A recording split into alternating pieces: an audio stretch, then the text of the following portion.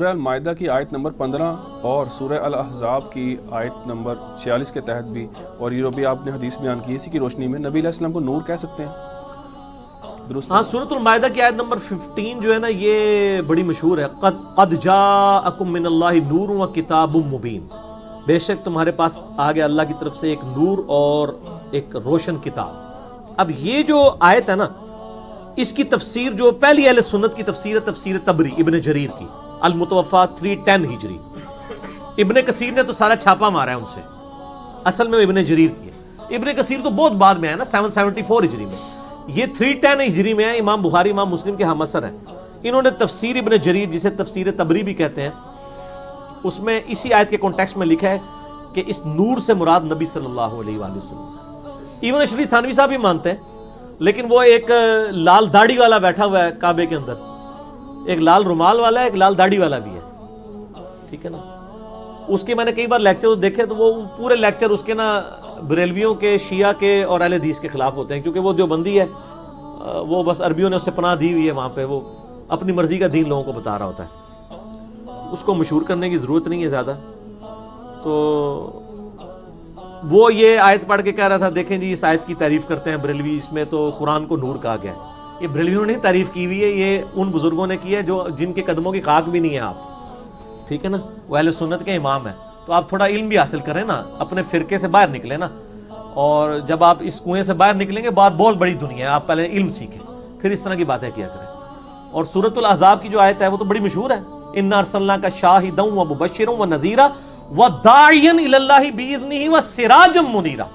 آپ ایسے نور ہیں، ایسے سورج ہیں جو لوگوں کو بھی چمکا دیتے ہیں، نور ہدایت ہے۔ امام بخاری کی کتاب صحیح بخاری بھی نور ہدایت ہے، مسلم بھی نور ہدایت ہے، صحابہ کے اقوال بھی نور ہدایت ہے، قرآن تو نور ہدایت ہے، نبی علیہ السلام بھی نور ہدایت ہے۔ سپیشیز والا معاملہ الگ ہے، سپیشیز آپ کی انسان ہی ہے، لیکن عام انسان نہیں۔ بخاری مسلم میں آتا ہے آپ علیہ السلام دو آنکھوں سے پیچھے بھی دیکھ لیتے تھے، ہمیں تو نہیں پیچھے نظر آتا۔ بخاری مسلم میں آتا ہے آپ نے کسوف کی نماز پڑھائی، سورج گرہن کی، یوں ہاتھ بلند کیا، صحابہ نے کہا یا رسول اللہ کیا یہ نماز کا حصہ بن گیا؟ فرمایا نہیں، میں نے جنت دیکھی، آپ تو یہاں سے سامنے نہیں دیکھ سکتے، اور میں نے وہاں پہ ایک جنت میں انگوروں کا گوشہ دیکھا، میں نے ارادہ کیا اسے توڑ لوں، آپ کا ہاتھ تو یہاں تک نہیں پہنچتا، نبی کا ہاتھ کہاں تک پہنچتا ہے؟ بخاری مسلم ہے، یہ کوئی یہ جعلی کتاب نہیں ہے۔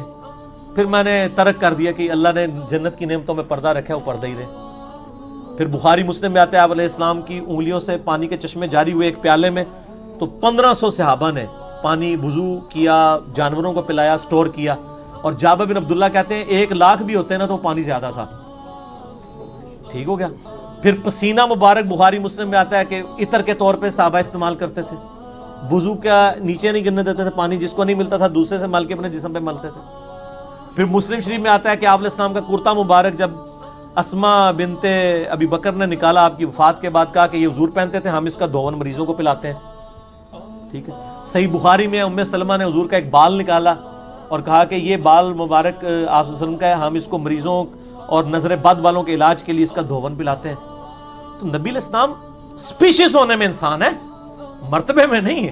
اور یہ کوئی بھی نہیں کہتا کہ مرتبے میں ہماری طرح ہے، یہ یعنی اہل حدیث کے اوپر بھی جھوٹا الزام لگایا ہوا ہے ان لوگوں نے کہ وہ اپنی طرح مانتے ہیں، نہیں سر، اہل حدیث جس طرح نبی علیہ السلام کو مانتے ہیں نا، اس طرح اور کوئی نہیں مانتا، کیونکہ آپ لوگوں نے تو لوگوں کے بنائے ہوئے امام بنائے ہوئے ہیں، اہل حدیث نے اس کو امام مانا ہوا ہے جس کو اللہ نے امام بنایا ہے۔ ما ضل صاحبکم وما غوی۔ اہل حدیث کی آپ کے بزرگوں سے کوئی دشمنی نہیں ہے، وہ جو کچھ کہتے ہیں نبی علیہ السلام کی محبت میں کہتے ہیں، آپ ذرا ان کے قریب ہوں، آپ کو پتہ چلے گا کہ اہل حدیث نے نبی علیہ السلام کو صحیح مانا ہے، باقی تو صرف نام کے ہی مان رہے ہیں، ٹھیک ہوگا نا جی۔ تو یہ اس طرح کے جھوٹے الزامات نہیں لگانے کہ وہ اپنی طرح کا بشر مانتے ہیں، ایسا نہیں ہے، وہ سپیشیز کی بات کرتے ہیں، تو سپیشیز تو ہے نا بشر، اس سے کون انکاری ہے؟ جو نبی علیہ السلام کی بشریت کا انکار کرے وہ تو کافر ہے۔